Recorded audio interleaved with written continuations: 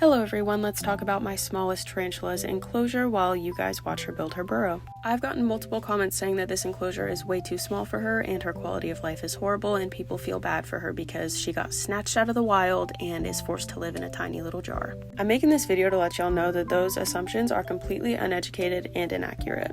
As people, we're used to having pets that need a lot of space for good quality of life, like cats or dogs. They need space to run and be free. Since that's what we're used to seeing, we take those requirements and we project it onto all pets that we see people keeping, even exotic pets like tarantulas. The problem with that is not everyone understands that different animals have different requirements for a good quality of life. And things that can be really good for some animals can actually be detrimental for other animals.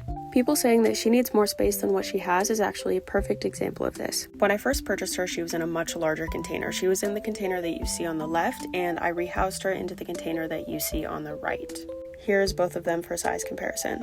And then this is her next to a grain of rice, so you guys can see just how small she is. When you have a tarantula this small, they know that they're small and they know that they're vulnerable, so they stay in their burrow majority of the time, and they only grab food that walks past the mouth of their burrow. When you have a spider that behaves this way, having a larger enclosure can actually be detrimental to them. This is because the food is less likely to walk past the mouth of the burrow, so she's less likely to be eating her food, and that means the food will remain alive in her enclosure. I understand that your guys' heart is in the right place, but for this specific situation, the small jar is actually what's better for her.